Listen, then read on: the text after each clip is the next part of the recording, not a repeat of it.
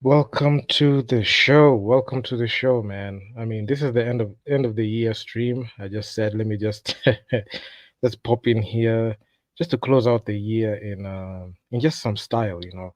I don't just want to close out the year just, like that, but just have like that final show that we just do a recap of what we've been able to like do on this channel. Right now I'm streaming on three channels. So there's the Nderitu Basketball Radio, there's the NBA Kenya Basketball, and then Nderitu Basketball Extra. So feel free to subscribe on whatever page, whatever channel you're watching from. Of course, that really helps me out a ton. And also smash that like button. You have to get them likes up because man, it's been a hell of a year.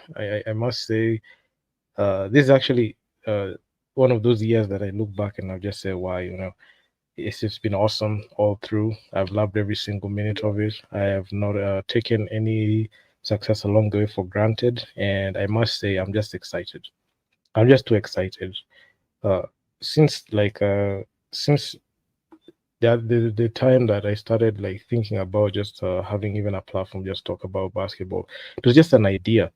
And way back, I just thought about just coming into the podcast space, and also like just think about how it would look like if I just gave it a shot at just giving my opinion on it. Majority of the time I was on Twitter. Now it's called X, so that's why I was just giving my opinion, and I was actually doing a very good job at it because I came to the internet when I was introduced to the internet way back, like about 11 years, even 12 years ago. I just went to Twitter. Now it's now X. So I was just, putting my thoughts out there, and also Facebook. Those are the first networks I joined when I started.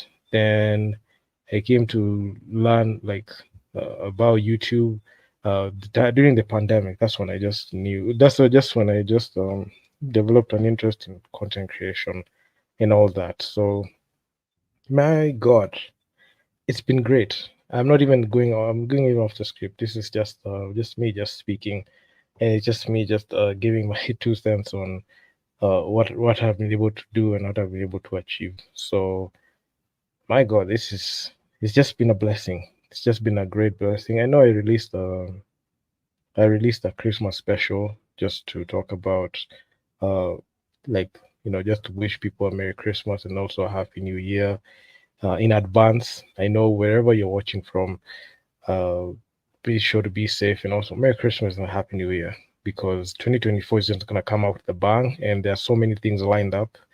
I know your people are going to love it, and I'm just going to keep pumping as much content as I can. I'll increase the frequency and also not only the frequency but also the quality. You can see with the new branding. I launched this new logo.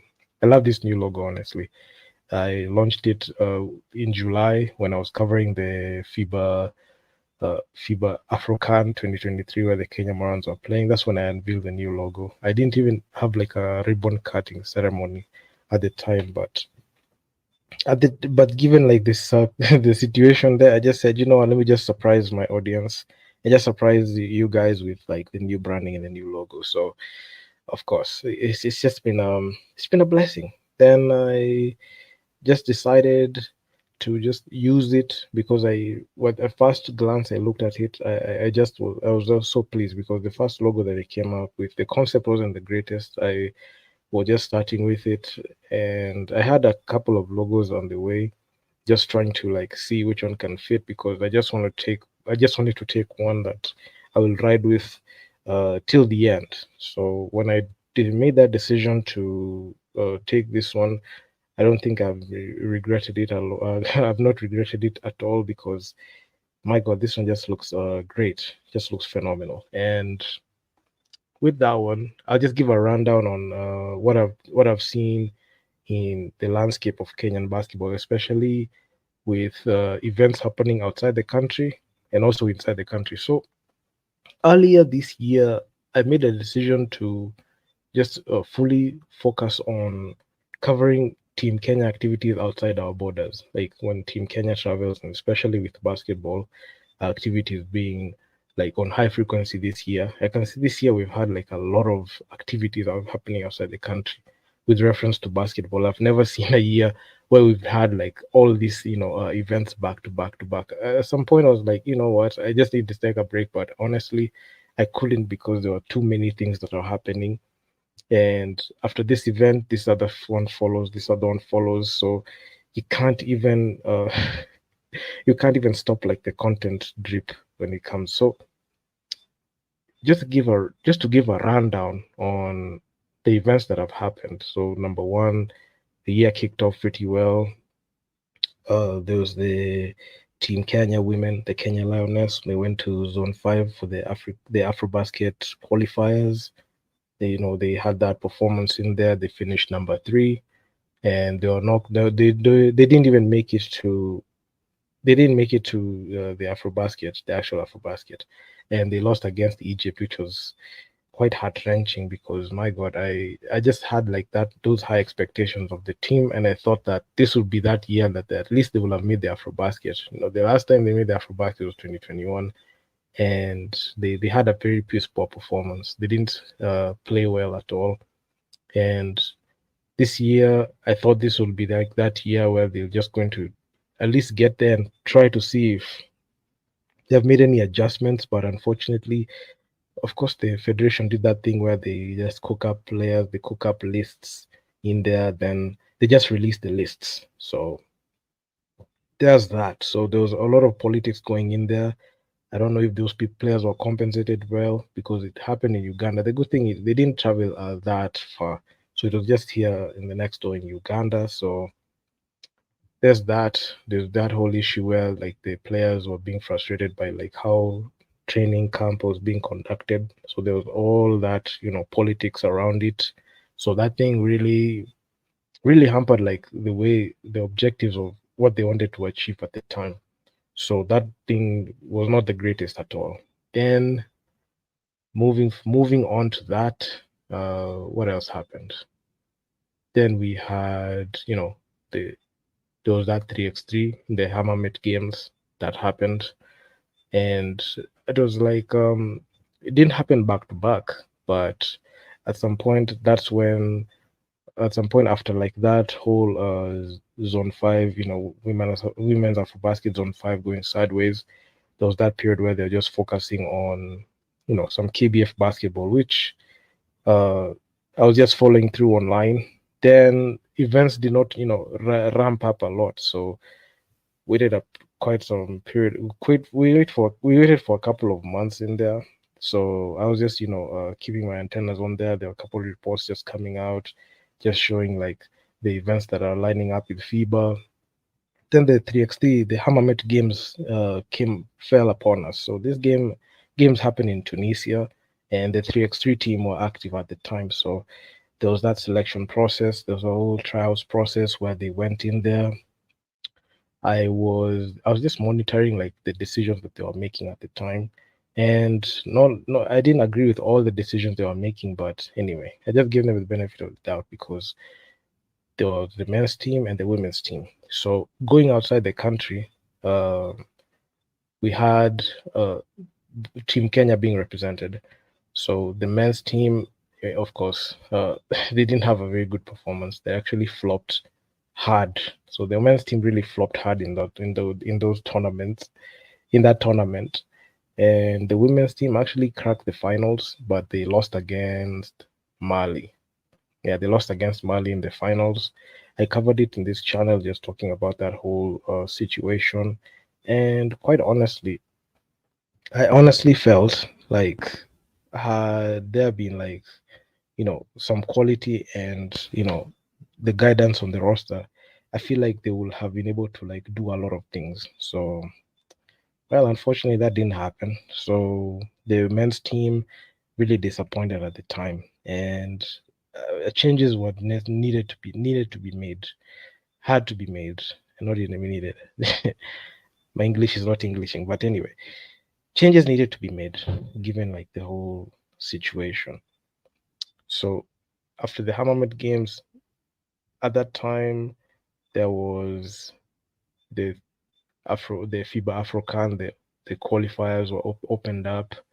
Not even the qualifiers opened up, then the actual Afrocan. So in February there was the FIBA Afrocan, but because Kenya finished number two in 2019, went directly to the Afrocan tournament directly. We had a direct ticket because we made the finals, finished number two, got silver. So it was a direct ticket there. So in February, right after the AfroBasket women, even before we jump even to the 3x3 basketball, there was that qualifiers in there. There was another qualifiers before that time after the Hammermet games where the Kenya women's team had silver. We had the men's team, in the FIBA in the FIBA African 2023. They had the men's team for the other nations, not Kenya, playing. So at the time, I didn't give it too much attention at that because I was just closely monitoring Team Kenya activities. Then we had the FIBA Nations League. So the FIBA Nations League and the FIBA African 2023 tournament just came in back to back. So I remember I made even commentary videos extensively talking about uh, how Team Kenya played. I looked at every single game, every single matchup, every single possession that Kenya had with Algeria, Egypt, Tunisia, Morocco, everywhere, both men and women. And my God, it was just entertaining, especially on the women's side. I felt like the women's side improved in their half court offense, given like the way they were playing. So it was just great. It was just great to see what they were doing at the time. So the men's team uh, really disappointed. They finished dead last. They were not able to win any single. You see, games. They're not able to win games until like the last days. I think it was top six. That's the time that they won at least a couple of games. They won like a handful of games. So that was actually quite sad in there.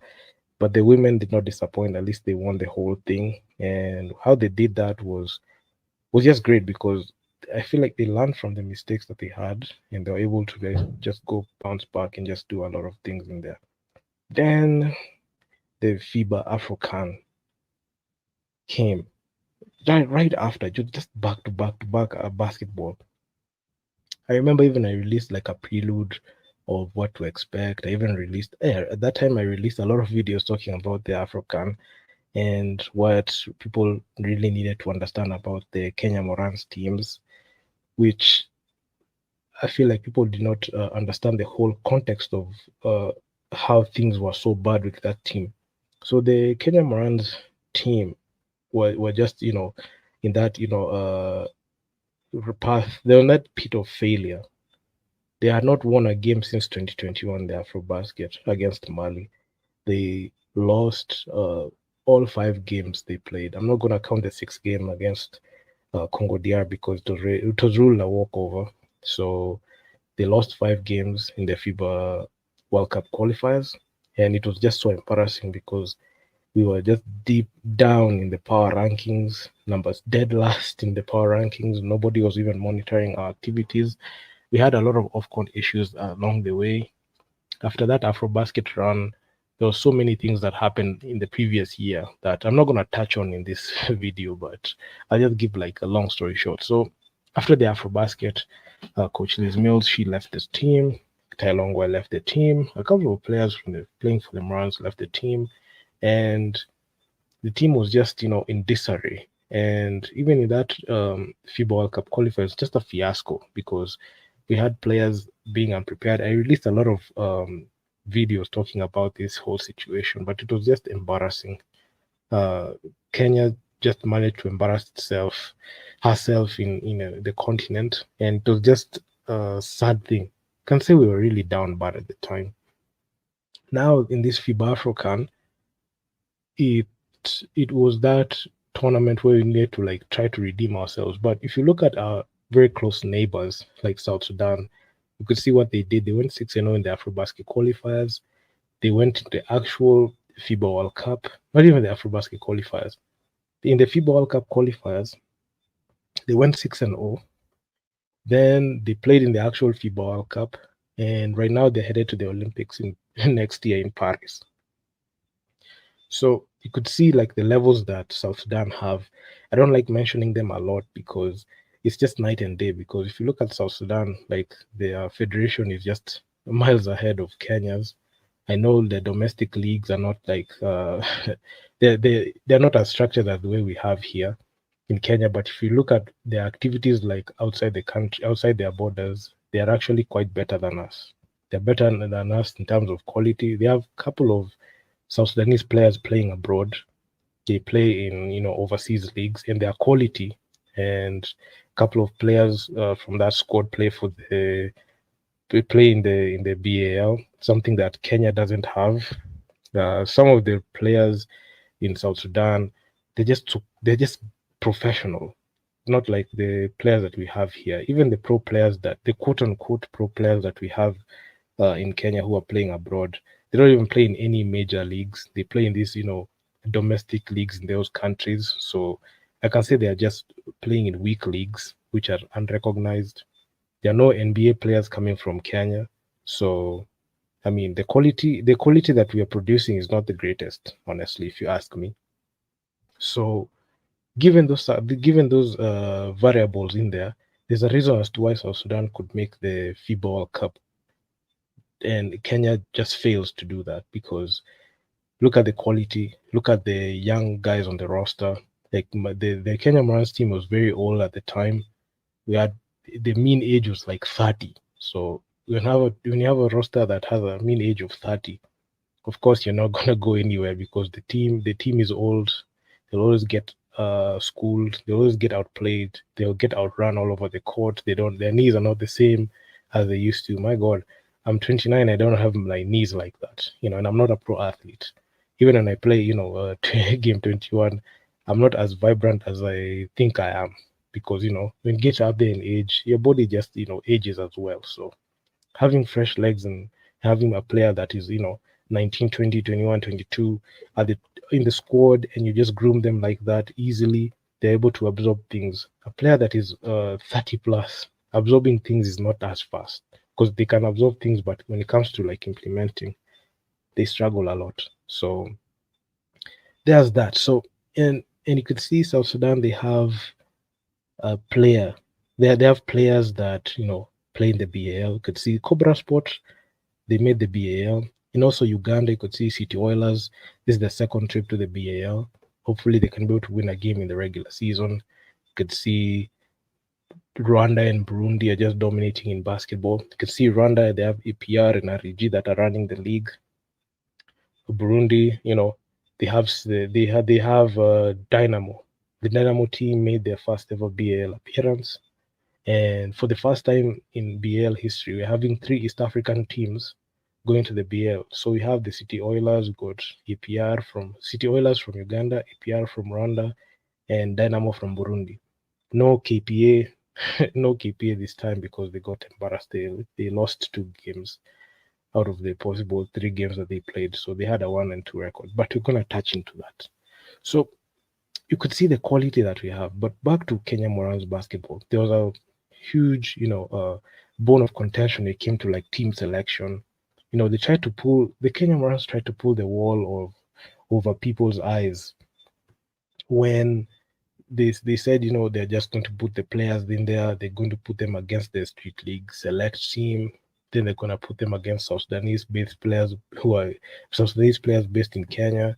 So they got, those wins just try to, pull the wall over your eyes. But the good thing about me is, and if you've been following this channel long enough, you'll know we're very objective and we research a lot.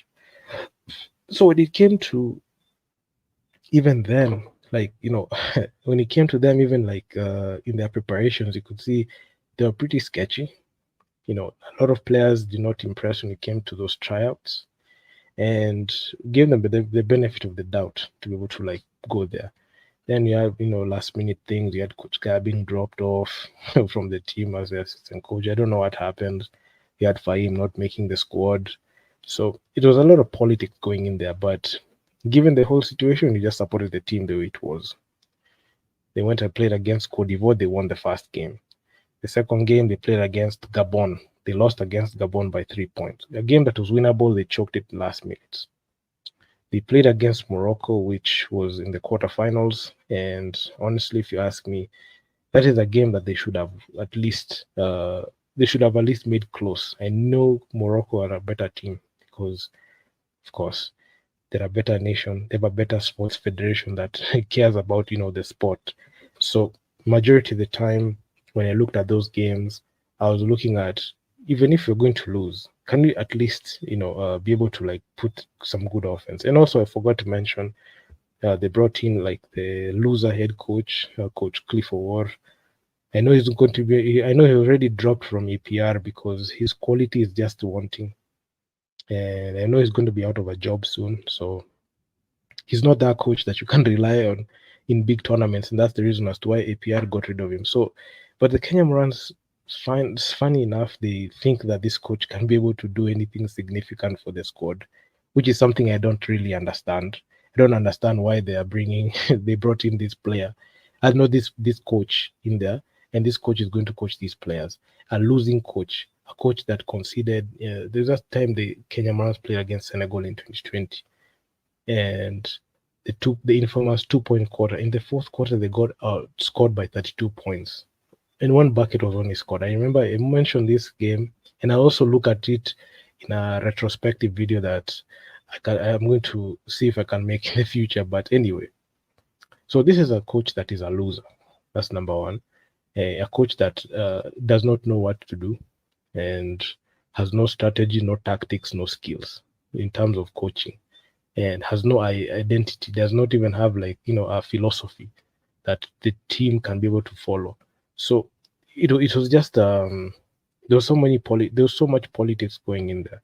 So after losing Coach Liz Mills, the Kenya Morans coaching staff has not the Kenya Morans management or whatever management they had, they've never been able to even get somebody who can be able to even coach that team to a point where we can be able to not be a laughing stock in the continent. But anyway, I digress. So that's the coach that was there. So won against Cote d'Ivoire in the first game. So that one was a confidence boost, thinking that we can be able to win every single game. But quickly, as the games progressed, you could see Gabon lost by 3 points in the clutch. Then in that Morocco game, even even like had an even like had an epiphany before the game. Even I tweeted it, even I posted it on Facebook. I said, you know what, I'm not trusting our squad against Morocco. And true to the word, it came to pass because Team Kenya got eliminated by Morocco and out of the competition entirely. So the games that they were following were classification games. And it's funny to me that people, even after losing, they're happy that okay, you've lost this one, but the next you have to play the next one. If you lose in the knockouts, the classification games mean nothing.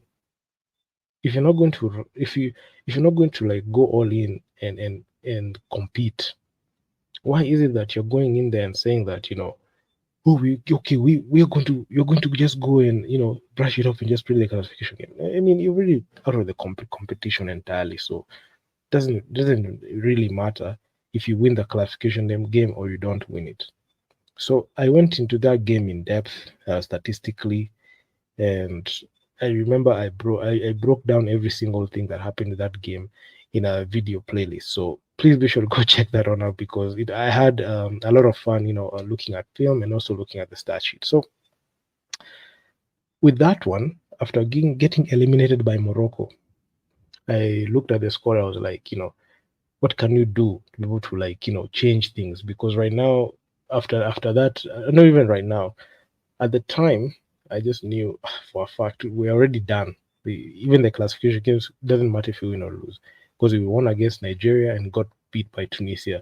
In a classification game, we were just blowing leads. So in a total of 5 games, we had a 2-3 record and finished 6th place. So that means the next time the AfroCan window opens and the tournaments open again, that will mean that we'll have to go through their qualifiers before we go in there. So every single mishap and decisions that we failed at, we're going to suffer the consequences. And I don't even think that even the players or even the coaches care about the result, because when I posted it on Facebook, I can say they low key they blocked me on Facebook, like from that Kenya Basketball Fraternity Forum, because I was raising some points given like the outcome of the game. I know even other guys like Fallen One are talking about it, and my God, I saw like a situation where people don't want to change and people just want to like at least control the narrative. And one thing that you can never change is the outcome. You cannot change what happened. It doesn't matter if they, take me out of like that Facebook group, because I don't care anyway. So when I posted it, I was really, really irate, and I was really going straight to the point and calling out these people. I remember even I'm the one who coined the name, the legacy players. I'm the one who coined that name, because I feel like, these players, they're the old players on the team that have produced absolutely nothing. Even I even said that you cannot get any of these players any help, because even if you bring in a quality coach, there's nothing they can produce for you. And I even said that. I even said this much. I said, as much as these players think that they're professional, they cannot play for any other team outside like their KBF teams or the national team. There are no opportunities that are going to open up for any of these players. If you're hailing from KBF, or if you're hailing from, even overseas, you can even see like the leagues that these overseas players play. It's not quality. They don't play for even any quality leagues like that. So honestly, it's just done. It's just game done. So after the African, no, that after the African, I just shifted my focus towards just going back domestically, looking at the league at the time the African happened. That at the time the African happened, I remember that's the time that we already crowned a champion in June. So KBF, the KBF champion KPA, they beat Equity in 4 games. And right now I was just looking at, BAL. So I was just looking at BAL. When is BAL going to, happen? So BAL was going to happen later in the year. And I was just eagerly waiting for it. So I was just following through like the FIBA website. Anything that I missed? Okay. So at the time there was not like a lot of, activities at the time. Oh yeah, then there's also like the Red Bull 3x3 that happened. So we had Team Kenya going there. So it was the guys who won the Red Bull. It was not like a FIBA thing, but it was just a Red Bull thing because it's their 3x3. So that one I'm not gonna touch much on it, because I mean it doesn't have like that much implication, because it happened in Belgrade, Serbia. I'm not gonna talk much on that one, but because I was just focusing on Team Kenya basketball, and majority of the time I was only talking about like events that had directly implications to like in the FIBA rankings. If something happens, Team Morans or even Team Lioness or anything, even the 3x3 can go up the rankings or even something. So I was not focusing that much on 3x3. So then I was also monitoring like the Zone 5. Then fast forward to the Zone 5 contest where KPA they won it, and I must say Zone 5 they steamrolled. KPA just steamrolled through every single team. And given like that whole situation in East African basketball, I can see KPA and Equity and even ZTech, I can say they are just steamrolling through like every single team in the women's division. I don't think there was any other team that could be able to like beat that triad of KPA, Equity, and ZTech. So I don't think any team will be able to like compete heavy with them. So given that situation, no team was able to like stop them. It was just you just knew like a champion was going to emerge from either of those 3 teams, and for sure the KPA they won the KBF title. And even notable mention is the ZTEC Sparks. They swept the ZTEC Sparks swept the Equity Hawks. And the thing that I got amazed, especially when it came to Zone 5, was when I saw the team sheet and I saw the Equity Hawks made it. I was like, there'll come a time where we come to ask ourselves, are Kenyan basketball teams the Achilles heel to their own success? Because you could see the Equity Hawks, they didn't know anything. They didn't compete even in the playoffs. They did absolutely nothing. They got swept. They didn't even they didn't even win in the second round. The ZTEC went ahead and made the finals, but they got swept. So rightfully, you would expect it's KPA and ZTEC to be able to. They were supposed to travel. Even reports came out, and even the coach came out and said, they're going to travel as much. So to my surprise, I saw there were a couple of ZTEC Sparks players in that equity squad that got eliminated in the second round and they went. So it begs the question, is it the fact that the campus teams or the varsity teams don't have the money, don't even they think that they're going to win to the point where they can't even budget for that trip? Or they've just set their expectation like, we don't care about, playing outside. Let's just, play here domestically, just win the title and just it all ends here. So I don't think they have any vision, because why is it you can give up your slot for Zone 5 and give up some of your players for Zone 5, then your team just stays here? So even any player who's going to go to the ZTEC Sparks, they'll have to understand that even if the ZTEC Sparks even win the championship, you're not going to play in Zone 5 because the team doesn't even have the resources to take you outside. I mean, it's just a 1.5 hour flight, and the team and the college, the varsity cannot even facilitate that for the team that raised their flag like that. So it shows you like the state of basketball, how it is.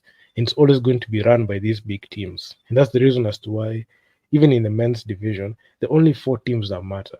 If you're not KPA, if you're not Thunder, if you're not the Equity Dumas, if you're not the Lindsay Warriors, if you're not KPA, you really do not matter. It's all the others that it's only these 4 that matter. All the others are just, there for the ride.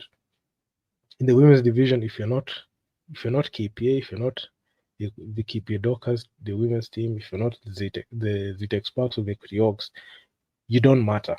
So they're only there's that top 3 and top 4, those are the only teams that, have a chance to be able to do that. And if you look at their financial situation, even given KPA and Equity, they have the resources to be able to fly there, because they believe the Equity Hawks, they had their interbanks.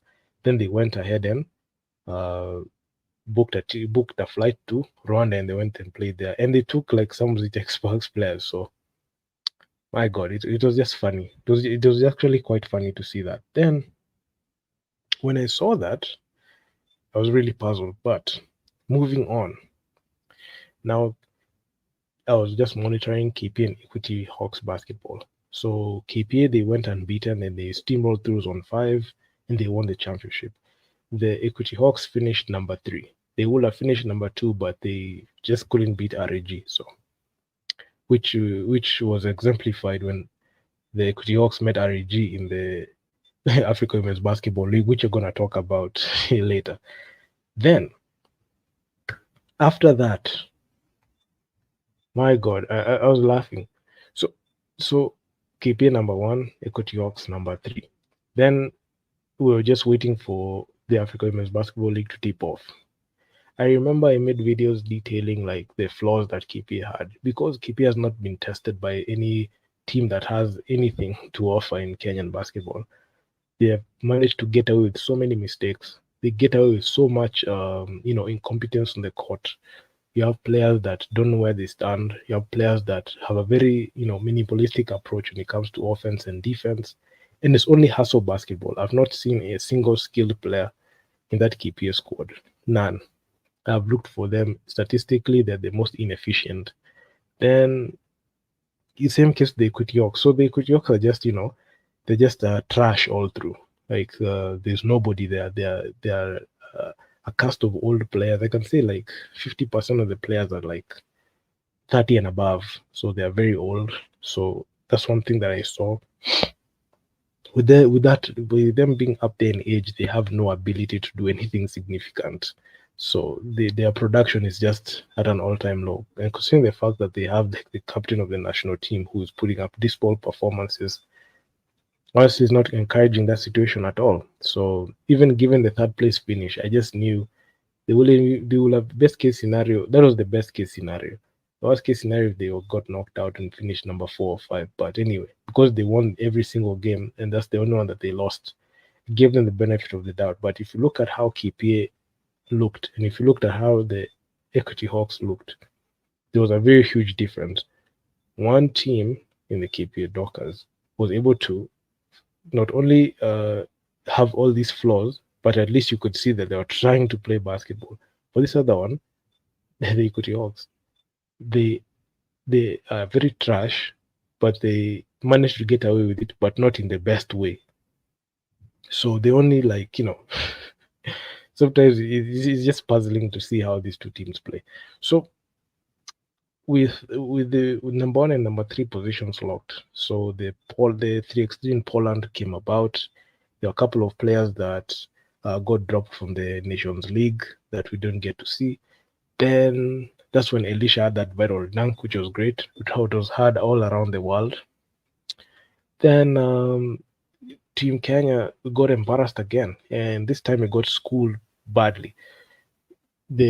Out of 4 games that Team Kenya played, out of the 4 games Team Kenya played, the men's team only won by a technicality, which was only 1 game, and they lost 3 games. They didn't play. So the 3 games that they suited up and played, they all lost. Then in the women's team, they only won 1 game out of 4 games that they played. So they got knocked out quite early. And also, like, there's this FISU 3x3 for USIU, which I didn't cover it directly on the channel, but I was just giving like the scores of what happened. Still, 3x3 basketball has a long way to go in terms of like contention, but in terms of like the exposure that the teams are getting, the players are getting, it's well and good because they are getting it. Then after that, what else happened? So we're just waiting for like that Africa Women's Basketball League. But before that, there was that FIBA World Cup qualifiers for like the 3x3. So Team Kenya went there again. So there were a lot of like back-to-backs. So we had like the Poland games after we saw the Poland games, we had the AfroBasket qualifiers, we had the 3x3 basketball in Cairo for the World Cup qualifiers.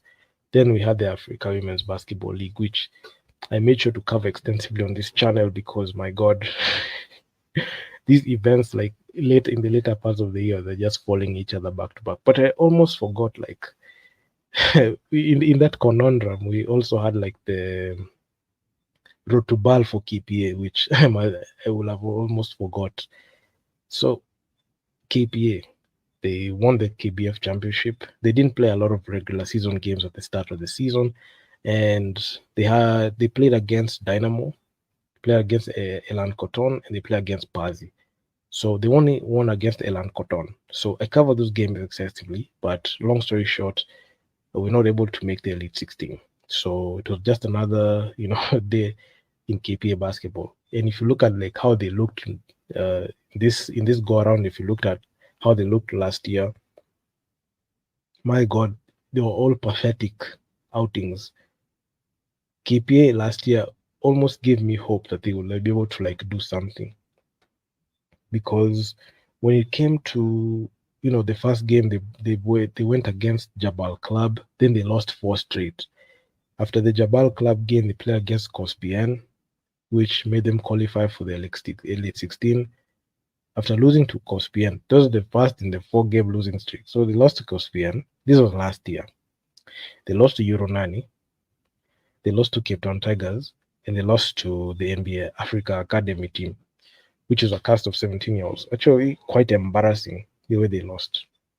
So out of all those teams that they lost to, only one managed to qualify for the BAL. So the Cape Town Tigers game, I just knew for a fact KP are not gonna win that game, even if they tried to, and it was not even close. They got beat by, I believe, 20 to 25 points. And even the game that they played the NBA Africa Academy team, they had a very piss poor performance at the time. So I didn't even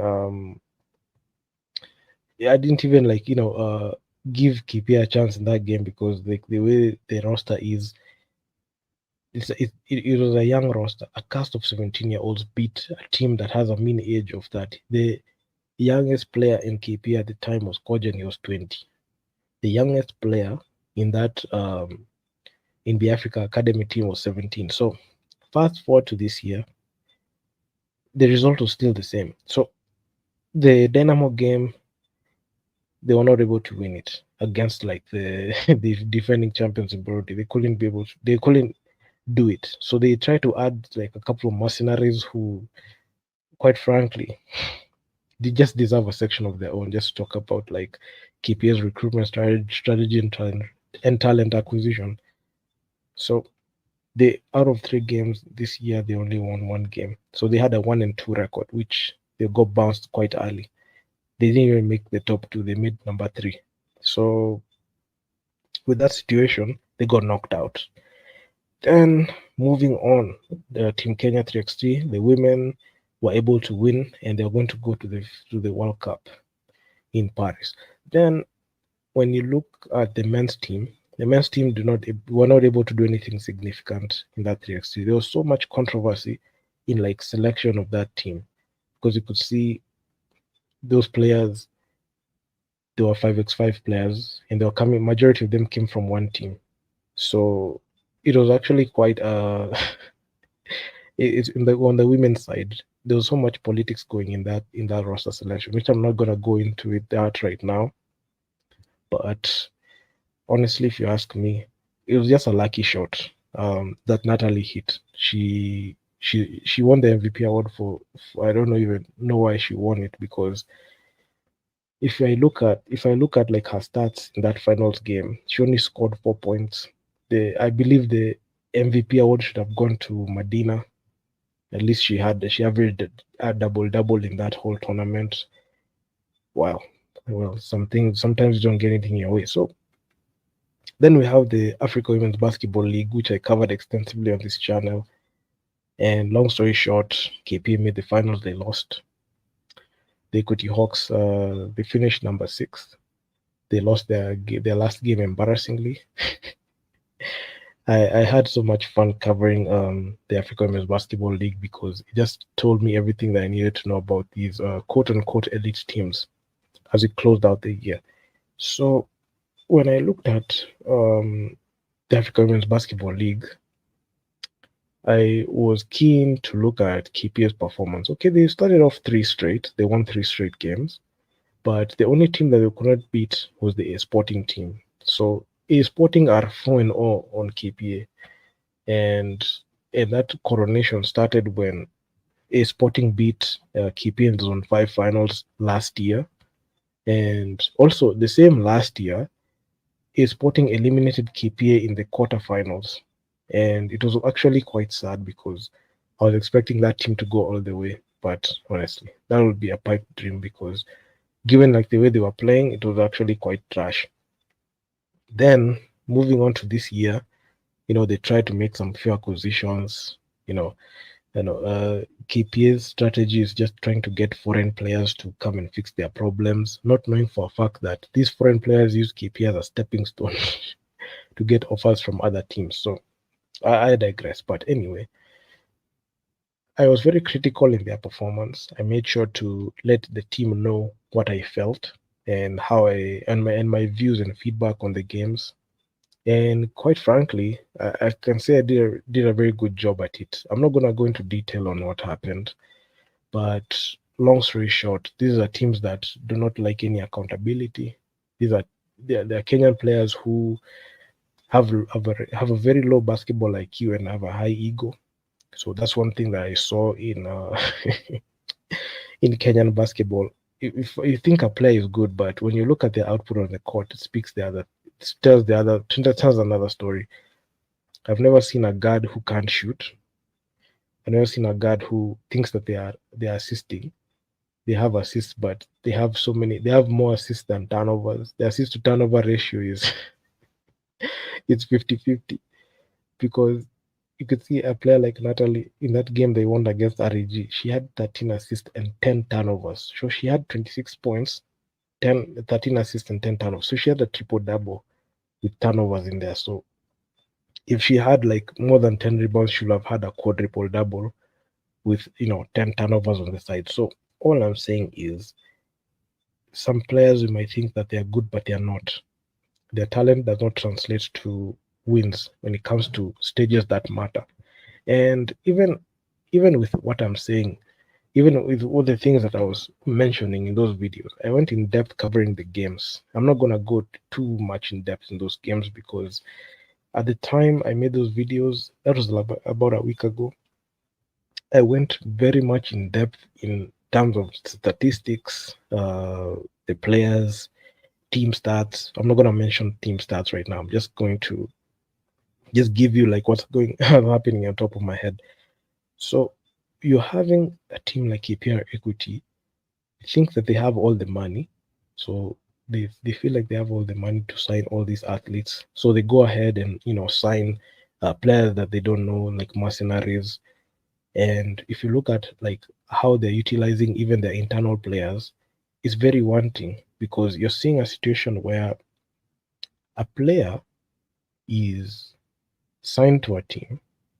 After that player is signed to a team, that means the roster spot that was with a local player, they have to give it up to this new player. That's how rosters work. They have to remove this player so it can add new player. You cannot just add a player in the rotation and keep the player that was previously there. So there was like high precedence and high regard to like these foreign players. And when you bring a player into the team, of course they're gonna ask for touches. And with them asking for touches, that means the team chemistry that was running through the whole season is going to be altered so that you can accommodate this player. That is one thing that KPN Equity failed to understand. Even the other teams that did that, like REG, I know a lot of AWBL teams did the same thing, but the way Kenyan players go about it they don't know how to retool because they don't know how to develop their own talent and also try to see if you can develop their local talent. And if you're not able to like fix them on time, try to get a player that is going to complement. Not you're not going to change the whole offense for this one player. You're not going to change your whole defense for this one player. You're not going to defer to this player. So that's the main problem that I saw with Kenyan teams. They depend on foreigners to come and bail them out, and majority of the time, even the players that won MVP like Victoria Reynolds, Medina Okor, they don't play for KPA. They only play for KPA in outside assignments, in continental assignments only. But locally, they're not registered KPA players. They're only there for the ride. So that's one thing that I really, really wanted to mention in there. And I even said one challenge. I have never right now I've never like written this in a tweet or a post on Facebook because if you check out my Instagram, you'll see how active I am on Facebook and also on my posts on Instagram and Twitter. So if you take so I had this this remark and even feedback.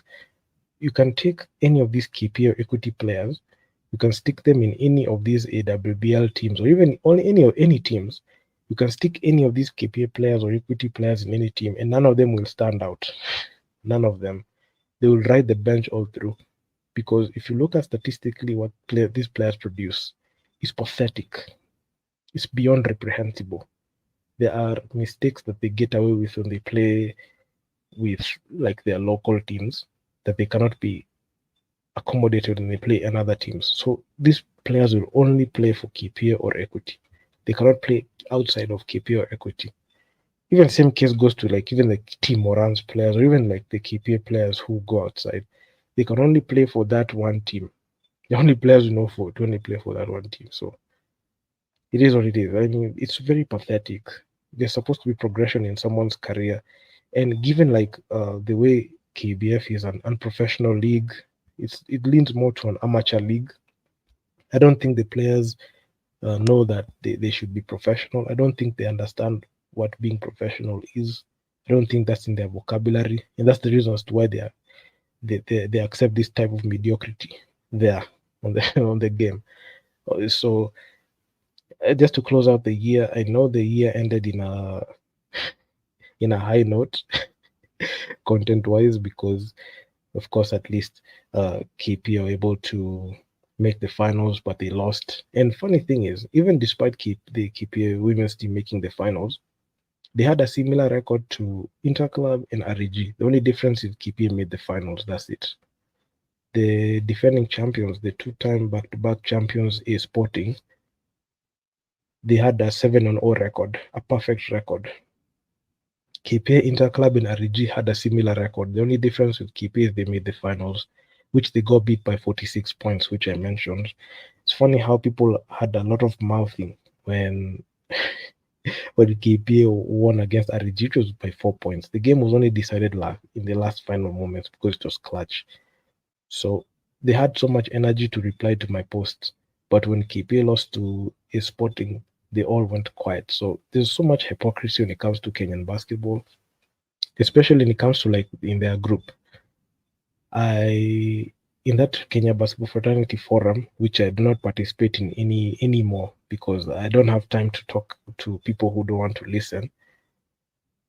I mentioned a lot of things. Through the years, I can say I contributed a lot. Like I was like I had like 15,000 points, or even like I think 15,000 points in terms of contribution to that page, just speaking my mind. So they decided to to like remove me from the group, which was fine because I already had my own platform. You can remove me from a group, but you cannot remove me from you cannot remove my account from the platform. So I still have my account. I even have my own group, which I air my own views. I also have my own Instagram page, which is mine that I control. So after, so there's a point to this because you can never kill the idea. You can never shut down the idea or comment. The only thing you have to do, you can do, is just sit there and take it. So it looks like a lot of people do not like, to change. So the only way that they feel like they need to change things is to remove somebody from the group. So that's the decision that they decided to take. So after the AWL, there's this controversial post I made, which I was questioning Medina Okot. I questioned like her, improvement, which a lot of people took exception to, which quite surprises me because the stats tell me everything I need to know. That lady has got every single opportunity to get herself the bag and secure like a good position. But honestly, the people around her are not telling her the truth, and she's being wasted because she has been in I've not seen a player get this much exposure in the past. You can even say 20 months. This player has traveled the world, and she has nothing to show for it. Absolutely nothing. So people, decided to take that comment the other way, which I really do not care because I'll continue giving my gems of wisdom. If you don't like it, block the account. If you don't like, actually, in 2024, one thing I must say is this. If you don't like to hear what I have to say, you're free to unfollow or block the account. If you don't want to hear any feedback, don't watch my videos. No one's forcing you. Don't have a gun to your head to watch my videos. I really do not care right now. I do not care. You can try to say that even there was this campaign that people had. They wanted to shut my Instagram down, which I found it funny because instead of addressing the problem, you're attacking the way it is conveyed. So these people have understood that there's the problem there that exists, but they choose not to do anything about it. So moving on to 2024, as I conclude this show, if you don't like the content here, you're free to unsubscribe and unfollow. You don't have to follow my content as well. I will keep doing what I'm doing. whether you like it or not, because it's my platform, it's my network, it's my page. Whatever I did, I can do whatever I want to do with my page. I don't have to be asked by anybody to change the content or change the way I speak. No. If you feel like you have something to say, you can also check my DMs. You can come and ask me a direct question through my DMs, or you make a video and you share it to me so that I can look at it. That's how it is. But in terms of like being cerebral in how I'm coming with content, you cannot change that. So if you feel like this content imekukera, yeah, you don't like it, you punch your fist in the air getting upset about my content, you're free to unfollow or block. Yes, you don't have to be here. You can do something else. You don't have to be here at all. So that's all I have to say about that. So I'm very excited statistically with what the Nderitu basketball brand is doing. I mean, we're going places. Statistically, we're able to hit the 2.3 million mark, viewership mark. Next year, just putting up crazy goals, and hopefully I can go to like even hit like those crazy milestones. Hopefully, I can be able to like get monetized quickly before like the first quarter ends. But who knows? I mean, in this ever changing ecosystem of content creation, anything can happen. So I mean, I'll be always be there to cover basketball content and also NBA content. Both the activities happening inside the country with regards to KBF and also outside the continent, overseas. Talk about NBA, FIBA, BAL. The BAL is gonna come to March, but I made sure to make an effort to just cover the road to BAL. So stay tuned to that. And yeah, man, happy New Year to 2024. This is the last live show. I'll come up with a couple of videos just to release, and also like some shots from like throwback shots. So expect that one as well. And see you the next live show. Maybe I'll do next year. And I'm just happy to be able to like just have a show, just talking my mind, just talking a few things in there. So yeah, so that's my yearly roundup. I will see you guys next year in the next show. I mean, same time, same place. Not even same time. I'll try to make these shows consistent. But anyway, you get this thing, man. I'll always just try to give my gems of wisdom anytime. So I'm out. Peace.